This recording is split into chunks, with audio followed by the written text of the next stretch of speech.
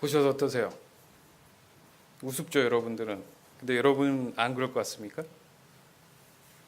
사람의 믿음의 영역 안에는 저런 속임수들이 있습니다. 함정들이 있어요. 근데 그것을 우리가 믿고 사는 거예요. 그죠? 다른 사람 얘기가 아닙니다. 우리는 더 믿음에 대한 분명한 확신들을 갖고 살아야 될 줄 믿습니다. 오늘은 믿음의 영역들 누가복음 24장 30절에서 48절 말씀 가지고 하나님을 경험하길 원합니다. 생각해 보니까 믿음의 출발은 고정관념에서 시작되더라고요. 그러니까 왜냐하면 자신이 믿는 기준이 언제나 실제적인 믿음에서 나타나더라는 겁니다. 따라서 믿어보려 해도 자신이 갖고 있는 고정관념 때문에 믿음이 힘들어진다는 거예요. 중요한 사실은 우리 신앙생활에 고스란히 그것이 나타나 있다는 것입니다. 믿음은 자신의 모든 것을 버려야지 보이거든요. 그게 버려지지 않으니까 이런 속임수에도 충분히 넘어갈 수 있다는 겁니다. 왜요? 아이폰 7에 대한 갖고 싶은 그 열망이 마음을 혼탁하게 만드니까 착각을 일으킨다는 거예요. 이게 잘못된 믿음의 영역 안에서 벌어지는 무서운 결과라는 겁니다. 자신의 자아가 강한 사람들은 믿음을 갖기 참 어렵습니다. 힘들단 말이죠. 그래서 도리어 신앙을 망치는 경우가 생기는 거예요. 왜? 갈등의 싸움이 자꾸 나를 힘들게 하니까 헷갈려지기 시작하는 겁니다. 사실 믿음을 가지는 일은 자신에게 엄청난 유익이 발생하는 일임에도 불구하고 다른 것을 받아들이는 것에 대해서 굉장히 두려워하거나 의심하거나 외면하기 때문에 이런 경우가 생기는 겁니다. 그러니까 따지고 보면 실제적인 경험들을 과거에 하나님을 경험했던 일들을 분명히 생각하고 기억하고 있으면서도 알고 있으면서도 불구하고 시간이 흐르면 그것이 자꾸 무뎌진단 말입니다. 이것 또한 자신이 가지고 있는 고정관념 때문에 희석이 되어 버린다는 거예요. 또 하나는 믿음을 지식적으로 이해하거나 습득하려는 성향이 있기 때문에 그렇습니다. 자신이 과거에 가졌던 학습의 방법에 익숙해져 있기 때문에 그 규칙에 맞는 만큼만 인정하기 때문에 실질적인 믿음이라고 보기가 참 어렵다는 거예요. 믿음은 단순한 논리입니다. 결국 믿어지는 것을 말하는 것인데 믿어지기 위해서는 자기 자신을 인정하는 것이 매우 중요하고 그렇게 출발을 해야지만이 그 믿음이 시작된다는 거예요. 그래서 제 자신이 믿음에 대해서 충분히 묵상을 하면서 깨달은 바가 있습니다. 형광등이 하나 켜졌죠. 우리가 보고 지금 느끼는 모든 세계가 다 허상일 수 있구나. 그러니까 보인다고 믿는 거예요. 배고픈다고 믿는 겁니다. 먹으면 배부르다고 내가 지금 믿고 있는 거예요. 자, 왜 그런지. 왜냐하면 하나님은 세상을 뭘로 지었죠? 말씀. 그걸 한마디로 얘기하면 말로 지었어요, 하나님이. 재료를 어디서 홈디포에 사가지고 이렇게 만들어서 이렇게 하신 게 아니고 빛이 있으라, 사람이 있어라 이렇게 말로 지으셨다는 게 좀 놀랍지 않습니까? 그러니까 말로 무언가를 만들어낸다는 것은 믿음이 없이는 믿어지지 않는다는 거예요. 좀 중요한 얘기를 한 겁니다. 그러니까 말로는 누가 못해 이런 말 하지 않습니까? 그러니까 말로는 수많은 것들을 만들어내기에 충분합니다. 그래서 우리가 대부분 그렇잖아요. 무슨 TV를 보고 뭘 봐도 주로 다 어떻게 해요? 말로 토론하고 얘기하는 걸로, 그죠? 사람들이 그걸로 주류를 이뤄서 어떤 일들을 결정을 하거나 결과를 보는 겁니다. 따라서 인간은 의사소통의 결과물이다. 이렇게 볼 수 있습니다.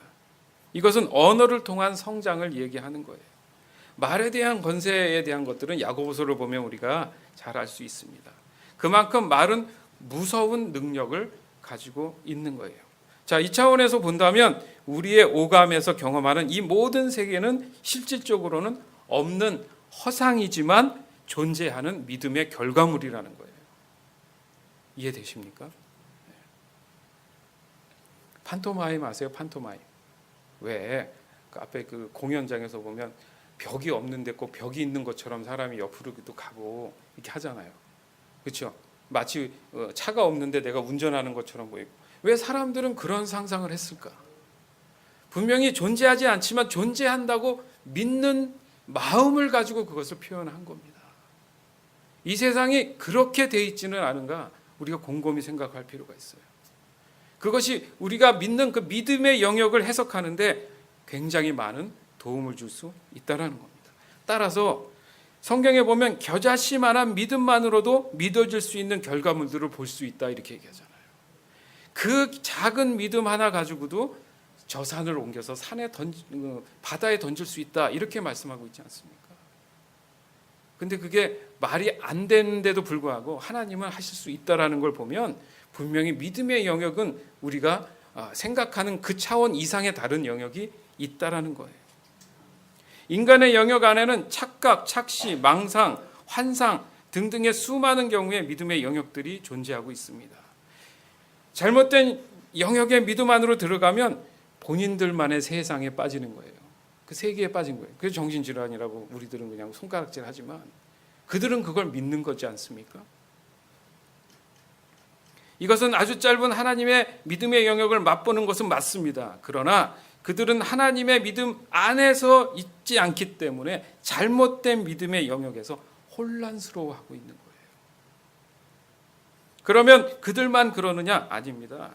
그리스도인들의 믿음의 영역 안에도 자신의 죄성이 해결되지 않은 상태라면 이런 동일한 결과를 가지고 올 수 있다라는 거예요.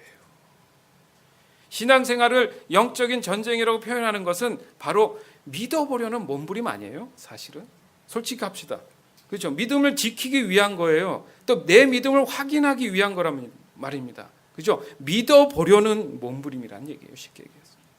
그러나 요즘 사람들은 어떻게 얘기합니까? 믿을 만한 게 없다 이렇게 얘기하죠. 전부 배신을 당하든가 뭔가 후회스러운 일들을 경험하면서 믿을 만한 게 없다. 교회도 그렇고 어떤 종교 단체, 어떤 믿는 사상 그 모든 것을 봐서 이제는 결론적으로 믿을 만한 존재는 돈을 소유하는 거다. 돈은 거짓말을 안 하더라. 이렇게 이제 가버린 거죠. 한국에 갔더니 재밌는 농담을 하시는 분이 있습니다. 저도 목사니까 목사님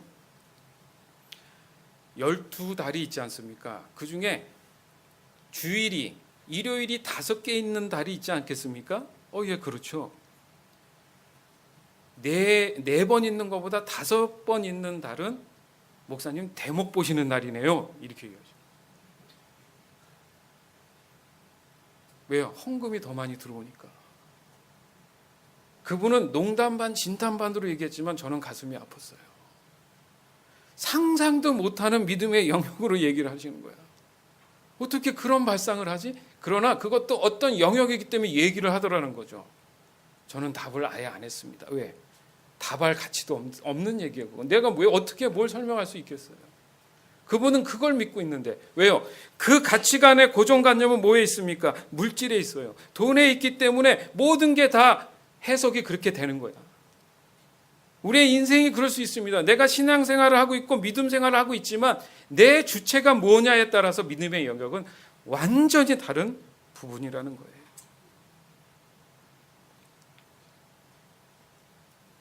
돈은 많은 권한을 갖다 줍니다. 맞아요. 많은 일들을 가능케 해요. 맞아요. 많은 것을 누리게 할 수도 있다는 거죠. 맞아요. 근데 그것을 너무 믿음에 대한 영역으로 다 집어넣어 버리니까 이게 혼탁해지기 시작하는 거예요. 따라서 사람들은 믿음의 영역 중에 가장 인기 있는 것을 돈을 믿는 것으로 결정하기 시작합니다. 믿는 우리들 혹여나 하나님을 믿는다고 하는 그 거짓 아래서 돈을 믿는 경우를 얘기할 수 있다는 거예요. 그렇기 때문에 하나님의 역사가 일어나지 않는 거예요. 아까 긍정적인 참 허상, 진리인 그 허상적인 측면에서 보면 하나님을 경험할 수 없는 겁니다. 그래서 그렇잖아요. 손을 얹은 즉 나았는다 바로 말이 됩니까? 근데 얹은 게 나은 것이 믿어 보이니까 그게 나은 것으로 보인다고 생각해 보세요. 그러면 더 하나님의 영역이 좀 더 이해가 되지 않나 싶은 거예요. 근데 병을 고치는 입장에서 어떻습니까? 네 믿음이 너를 낫게 한다 이렇게 얘기하시잖아요.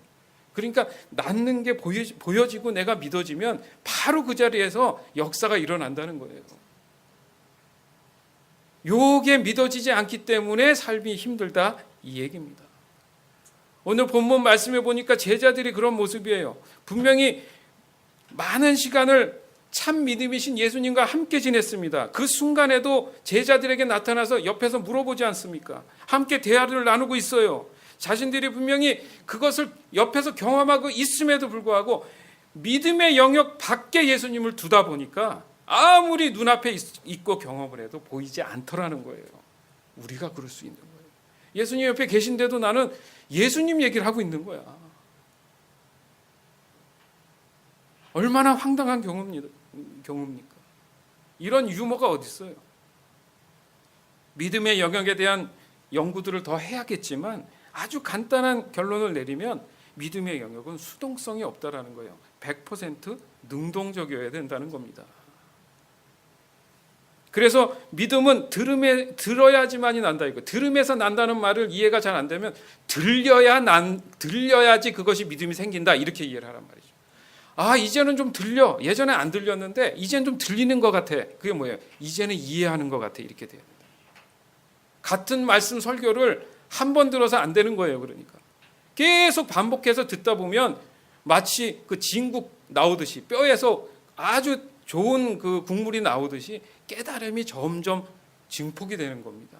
그러니까 들을수록 들려야지만이 그것이 이해가 되는 거 아니에요? 귀가 있어도 눈이 있어도 믿어지지 않습니다.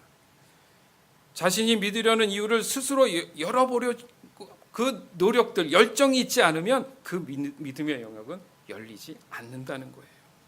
따라서 묻지 않는 사람은 깨달음이 없고 듣지 않는 사람은 성장이 될 수 없다라는 말이 있습니다. 다시 한번 할게요. 묻지 않는 사람은 깨달음이 없고 듣지 않는 사람은 성장이 없다라고 그런 말이 있습니다. 왜요? 질문을 한다는 것은 내 안에 뭐가요? 궁금하다는 얘기예요. 질문이 없다는 얘기는 궁금하지 않다는 얘기예요. 자, 해줬어요. 그러면 어떻게 해요? 경청해서 들어야죠. 내가 질문했으니까. 이해하려고 내가 몸부림치고 노력을 해야 그게 들린다는 얘기입니다. 수학 공식을 선생님이 아무리 가르쳐도 누구는 이해하고 누구는 이해 못하잖아요. 그건 어려운 게 아니라 들으려고 이해하려고 노력하느냐 안 하느냐의 차이입니다. 아, 수학 머리 아파 지겨워. 일단 고정관념이 딱 박히니까 안 들리는 거예요. 이해가 안 가는 거예요. 그 공부 잘하는 친구들은 집중해서 듣는. 아, 그래서 집중력 하지 않습니까? 하나님을 믿는 믿음 안에도 우리는 집중력이 필요한 거예요. 그래서 믿음의 영역 안에 들어가고 싶습니까? 하나님께 포커스를 맞추세요. 아까 다혜자매가 대표 기도했잖아요. 주님을 더 알기 원합니다. 그게 답이에요, 사실은. 우리가 믿는 일은 주님을 아는 일밖에는 없어요. 주님을 알수록 믿음이 더 증가되기 때문에 하나님의 말씀이 실제적으로 내게 역사하기 때문에 순종이 자연스럽게 나오는 거예요. 그걸 하지 않으니까 믿어지지를 않는 겁니다. 어느 교회에 여집사님이 계셨습니다. 오늘처럼 주일날 목사님이 정말 성령 충만해서 설교를 막 했단 말이에요. 그러니까 저 뒷부분에 앉으셔가지고 그 여집사님이 열심히 뭔가 적는 걸 봤어요. 목사님 하다 보니까 저 집사님 오늘 은혜를 받는구나. 열심히 적는 거 보니까 할렐루야 더 힘이 나서 막 했어요. 나중에 끝나고 이제 할렐루야 감사합니다. 장로님 이제 집사님이시네. 집사님 감사합니다. 오늘 은혜 받으셨죠? 어떻게 그렇게 생각하십니까? 뭘 이렇게 적으시더라고요. 그 궁금합니다. 뭘 그렇게 적으셨어요? 아니요, 안 보여드릴 거예요. 창피해요, 안 보여드릴게요. 그래 좀 보여주세요. 안 되는데 이렇게 딱 봤더니 뭐라고 써 있느냐면 오늘 예배 후에 무슨 가방을 사러 갈까? 누이비통 오케이. 그걸 딱 적어놓은 거예요. 목사님 충격을 받은 거죠. 똑같이 앉아있는데 어떤 사람은 믿음의 영역을 들여서 그 말씀을 심으려고 몸부림치는 있는 사람이 있는가 하면 같은 자리에 앉아있는데 다른 믿음의 영역으로 다른 생각을 하고 있다는 거죠.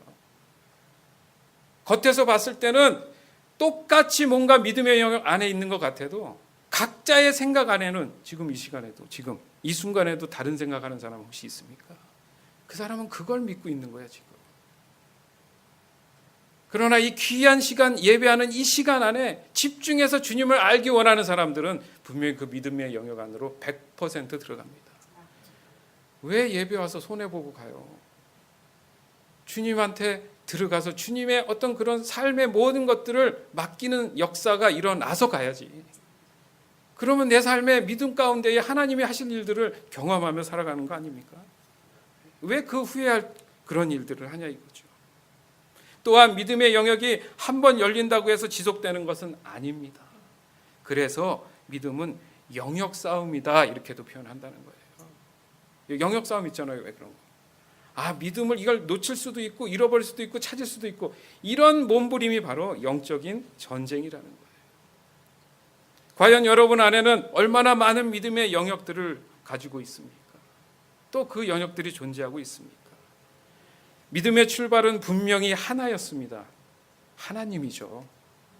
믿음의 출발은 그냥 하나님이에요. 아주 심플해요. 말씀으로 단 하나의 믿음을 그냥 보여주셨잖아요. 빛이 있으라. 그럼 여러분 몸이 불편하신 분이 있습니까? 삶에 어려움이 있습니까? 하나님이 나아라 하면 그냥 낫는 거예요. 그냥 믿음은 단순합니다. 하나에서 그냥 온 거예요. 사실은 그 믿음의 영역만이 존재해야 되는 게 맞습니다.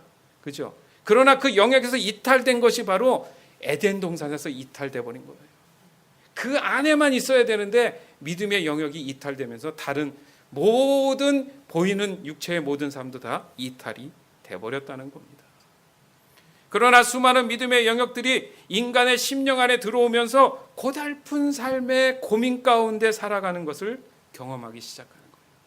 그게 허상이라 할지라도 내 정신세계에서는 그게 있다고 믿기 때문에 고통도 그렇게 느끼는 거예요.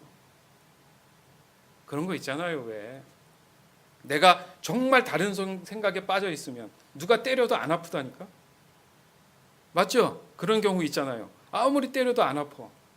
나중에 돌아보니까 내가 다른 생각을 하고 있었던 거야. 그게 이상한 게 아니라 내가 지금 현재 어떤 믿음의 영역에 있느냐에 따라서 내가 느끼고 깨닫는 게 달라진다는 얘기입니다.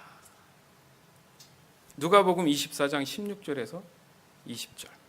그러나 그들은 눈이 가리워져서 예수님인 줄 알지 못했습니다. 예수님께서 그들에게 물으셨습니다. 당신들이 걸어가면서 서로 주고받는 이야기가 무엇입니까? 두 사람은 슬픈 기색을 하고 멈춰 섰습니다.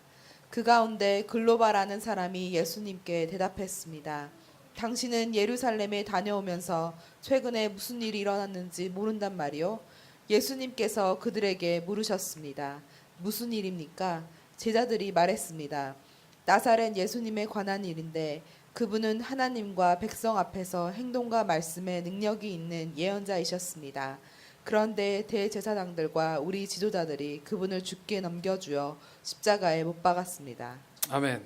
자, 예수님이 자기 자신에 대해서 묻는데도 그 사람들은 그것도 모르냐고 한심스럽다고. 여러분 이게 되게 웃기는 얘기 같아도 우리가 그렇게 얘기할 수 있다라는 거예요.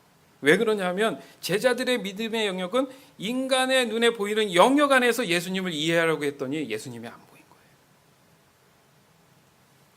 그것은 인간이 가장 가지고 있는 취약점의 하나입니다.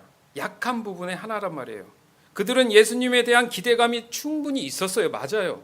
예수님을 사랑했습니다. 그런데 중요한 것은 그 기준에서 벗어나다 보니까 중요한 핵심을 보지 못했다는 거예요. 다시 말해서 예수님의 관점과 다른 믿음의 관점을 가지고 있었다라는 겁니다. 결국 그들은 자신들이 마음 깊이 가지고 있었던 고정관념에서 벗어나지 못했다라는 거예요. 그것을 아신 예수님이 그 고정관념을 무너뜨리는 장면이 오늘 본문인 거예요. 누가복음 24장 30절에서 35절. 예수님께서 그들과 함께 식사 자리에 앉으셨습니다. 그리고 빵을 들고 감사 기도를 하신 후 제자들에게 나누어 주셨습니다. 그러자 그들의 눈이 밝아져 예수님을 알아보았습니다. 순간 예수님께서는 사라지셨습니다. 그들이 서로 이야기했습니다. 길에서 예수님께서 우리에게 말씀하시고 성경을 풀어주실 때 우리의 마음이 불타는 것 같지 않았는가? 그 두 제자가 일어나서 예루살렘으로 돌아갔습니다. 거기에 11 제자들과 또 그들과 함께 있던 사람들이 모여 있었습니다. 이들이 말했습니다. 주께서 정말로 다시 살아나셨습니다. 시몬에게도 나타나셨습니다. 그러자 두 제자들도 길에서 있었던 일들을 이야기하였습니다. 그리고 예수님께서 빵을 떼어 주실 때 예수님을 알게 된 것을 이야기해 주었습니다. 아멘. 참 입이 뭐가 들어가야 깨닫는지 몰라도 예수님께서 빵을 떼어줄 때 예수님을 알아봤다 이렇게 표현을 했습니다.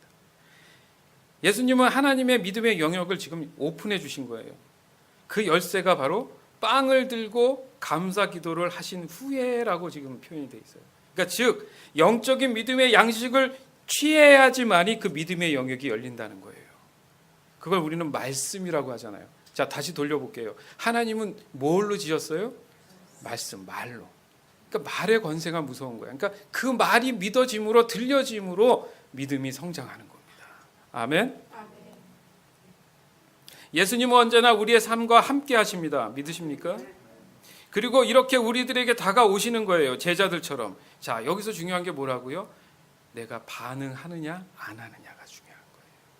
반응할 줄 아느냐 못하느냐가 중요하다는 겁니다. 그리고 믿음의 긍정적인 허상 같은 그 진리가 바로 그 순간 일어났다라는 겁니다. 그래서 우린 반면 생각해보면 그렇잖아요. 세상의 모든 것은 헛되다, 무의미하다. 그게 뭐냐면 세상의 모든 것은 다 거짓된 허상들일 수 있다라는 거예요. 그거에 몸부림쳐서 막 가지려고 하지 않습니까? 나중에 결과적으로는 아무것도 갖고 가지 못한다. 허상이기 때문에. 이해되십니까? 그리고 순간 예수님은 어떻게 하셨어요? 사라지셨어요. 놀랍지 않습니까? 저만 놀라운가요? 이것이 말을 통한 영적인 반응들이 일어났다는 거예요. 즉, 그 즉시 제자들 안에 믿음의 영역의 변화가 시작됐다는 겁니다. 예전과 다른 믿음의 영역에서 신앙의 고백이 가능한 믿음의 영역으로 들어오면서 예수님은 그들의 믿음에 따라서 역사하실 수 있는 문을 여신 거예요. 여러분의 믿음이 그런 거예요. 예수님의 역사가 예수님이 실제적으로 삶의 경험되기를 원한다면 여러분의 그 믿음의 영역이 지금 오픈돼야 돼요. 그러기 위해서 예수님이 하시는 이 모든 말씀들이 내가 들려져야 된다는 얘기입니다. 누가복음 24장 36절에서 42절. 제자들이 이런 일들을 말하고 있을 때 예수님께서 제자들 가운데 나타나셨습니다. 그리고 그들에게 말씀하셨습니다. 너희가 평안하냐? 제자들은 깜짝 놀라며 유령을 보는 줄로 생각했습니다. 예수님께서 그들에게 말씀하셨습니다. 왜 무서워하느냐? 왜 너희 마음에 의심이 생기느냐? 내 손과 발을 보아라. 바로 나다. 나를 만져보아라. 유령은 살과 뼈가 없다. 그러나 나는 너희가 보는 것처럼 살과 뼈를 가지고 있다. 이 말씀을 하시고 예수님께서 손과 발을 제자들에게 보여주셨습니다. 제자들은 너무 기뻐서 차마 믿지 못하고 놀라고 있는데 예수님께서 제자들에게 말씀하셨습니다. 먹을 것이 좀 있느냐? 제자들이 구운 생선 한 토막을 예수님께 드렸습니다. 아멘. 이게 재밌는 게 그래요. 여러분 보세요. 밖에 그 풍경이 너무 아름답잖아요. 그럼 우리가 뭐라고 표현하죠? 와, 그림 같다. 그거 거짓말이잖아요. 자, 그림이 팩트예요? 풍경이 팩트예요? 그렇죠. 그럼 그림을 보면서 우리가 뭐라고 해야 돼? 사실은 와, 멋진 풍경이다 이렇게 얘기를 해야 되는데 팩트를 가지고 우리는 거짓을 가지고 그것이 표현이 되는 반어법을 쓴단 말이죠. 그렇지 않습니까? 제자들이 지금 그런 거예요. 제자들이 너무 기뻐서 차마 믿지 못하고 놀랍다. 이해되십니까? 자, 거기에 예수님이 안 되겠다 싶은 거예요. 그러니까 먹을 게 없느냐? 안 그래요? 뭐 영이고 뭐 유령이라고 치면은 그러면 생선 구운 걸 먹으면은 그 엑스레이 찍듯이 이렇게 먹으면 그 꿀 꺾고 하면 넘어가는 게 보입니까? 실제 너희들이 먹고 있는 그 생선을 나도 먹어보니 내 육체가 분명히 너희들 앞에 있는 게 맞지 않느냐? 왜요? 그들 안에 고정관념에 인간은 죽고 더 이상 살아날 수 없다고 생각하기 때문에 그 고정관념 때문에 예수님이 보이지 않는 거예요. 지금 눈앞에 있는데도. 여러분의 신앙이 그럴 수 있다라는 거예요. 하나님이 우리를 돕고 계신다. 아멘. 주님 믿습니다 하면서도 그 예수님이 믿어지지 않는 거야. 그럼 돌아보란 말이죠. 내 안에 무슨 믿음의 영역의 고정관념이 나를 붙잡고 있는지. 그걸 볼 줄 알아야 된다는 겁니다. 결국 그게 뭐냐? 성육신인 거예요. 그게 성육신. 믿음의 영역을 설명하는 거예요. 지금 이게 바로 제가 표현하고 깨달은 것은 믿음의 영역의 최고점입니다. 아주 최고점이에요. 가장 쉽게 설명할 수 있는 방법이에요. 이게 물질과 영의 세계를 넘나드는 그 믿음의 영역이라는 게 뭐냐면 모든 게 가능하다 이 얘기입니다. 자, 예수의 이름으로 불가능한 게 있습니까? 예수님이 그래서 보여주는 거 모든 게 가능하다. 그리스도인은 뭐라고 합니까? 제자의 삶을 살아가는 사람들이라고 얘기하는 거예요. 과연 본문의 제자들의 모습처럼 우리 안에 아직도 믿음의 영역에 대한 고정관념들이 존재하고 있다면 그들과 똑같은 실수를 반복할 수 있다는 겁니다. 그러나 이렇게 하나님 말씀은 친절하게 그 실수를 만회할 수 있도록 돕고 계시는 거예요. 오늘 이 시간에도. 그럼 이걸 깨달아야지. 깨닫고 다시는 그 실수를 하지 않도록 내가 어떻게 해야 돼요? 믿음을 하나님께 보여드려야 된다는 겁니다. 따라서 그런 우리의 실수는 언젠가는 하나님 앞에 심판대에 섰을 때 이유가 되지 않아요. 핑계가 되지 않은 거예요. 지금 이 기회가 될 때, 심판대에 서지 않았을 때 더 확실한 믿음의 영역으로 들어가는 저와 여러분이 되길 주님의 이름으로 축원합니다. 전혀 믿음이 없거나 자신의 고정관념을 고집하거나 이 둘 중에 하나라는 거죠. 또 하나가 있다면 믿음의 출발이 하나님과 다르다는 문제에 있었다라는 거예요. 예수님이 성육신으로 오신 믿음의 이유와 제자들에게 있어서의 예수님의 믿음의 이유가 달랐던 것처럼 지금을 살아가는 우리들의 믿음의 이유가 다르다면 영원히 하나님의 말씀은 믿어지지 않을 겁니다. 그렇게 사는 사람 많다니까 지금. 에이, 그거 믿어봤자 나는 충분한데 뭐가 충분해? 허상 가지고 살아가는데 왜요? 그 작디작은 조그만 항아리 안에 들어가서 끝날 인생을 아무것도 가져가지 못하는 거 보면 다 허상이라는 거예요. 그래서 다 헛되다 이렇게 얘기를 한다는 겁니다. 예수님의 믿음의 영역의 근본은 온 인류의 구원입니다. 믿으십니까? 결국 하나님과 영원히 함께할 수 있는 방법에 대한 믿는 일이라는 거예요. 그렇게 파생된 수많은 경우의 삶을 우리는 기다리고 있는 것뿐이라고 이렇게 믿으시기 바라요. 그 관점에서 세상을 보고 내 삶의 환경을 봐야지만이 기적의 역사가 일어난다는 겁니다. 누가복음 24장 44절에서 51절.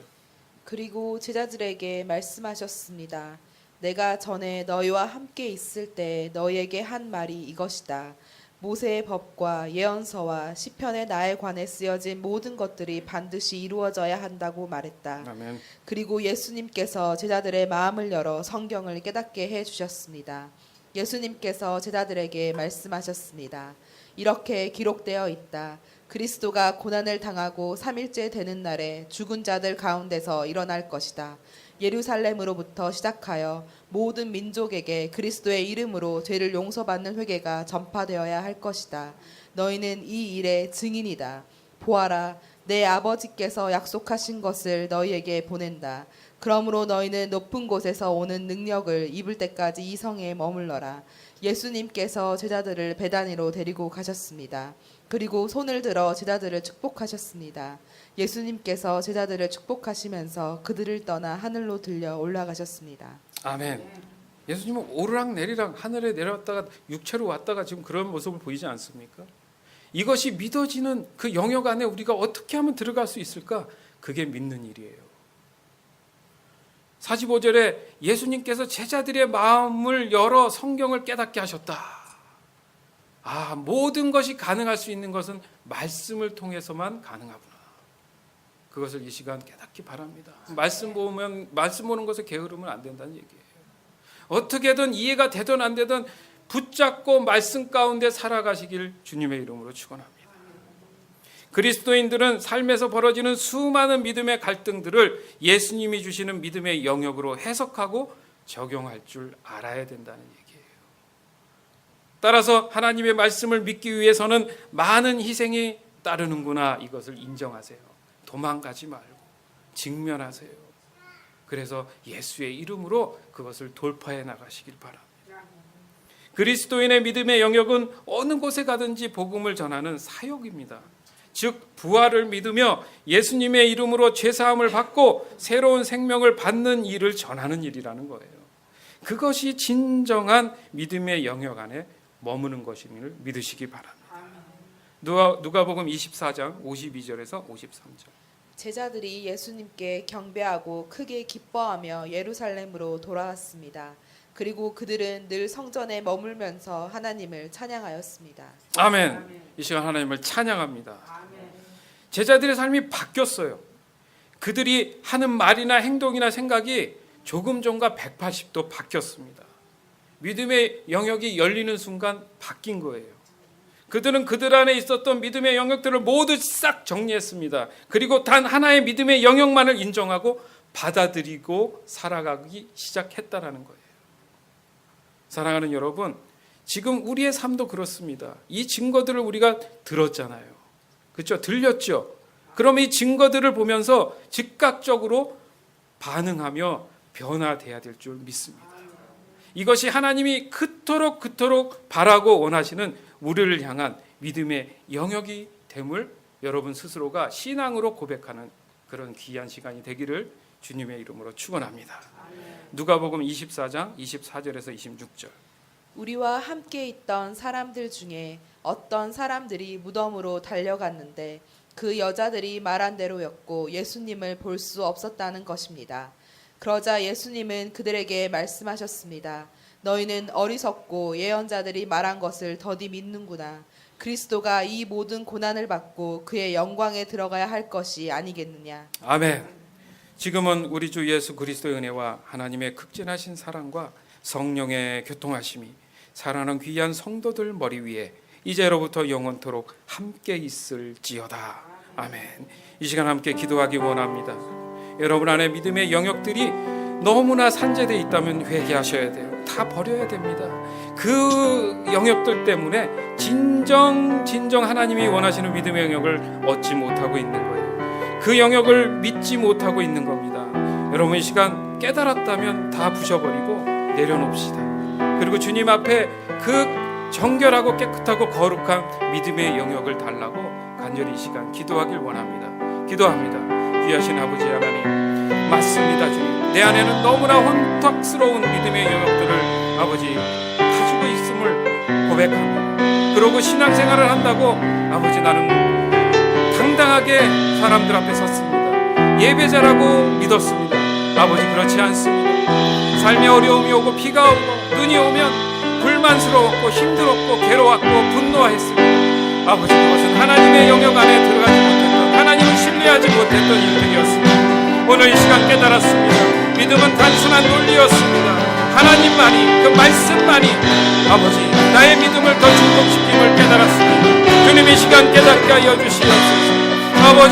아버지 주님을 만나기 원하올 때 그 말씀이 내 안에 녹아내리게 하셔서 그 말씀이 내 믿음을 아버지 이 시간 온전케 하여 주시옵소서. 내 자아를 다 부셔버리고 내 속에 고집과 아집들을 내려놓고 오직 믿음으로 나갈 수 있는 산 믿음을 예수 그리스도를 내 안에 심어주시옵소서.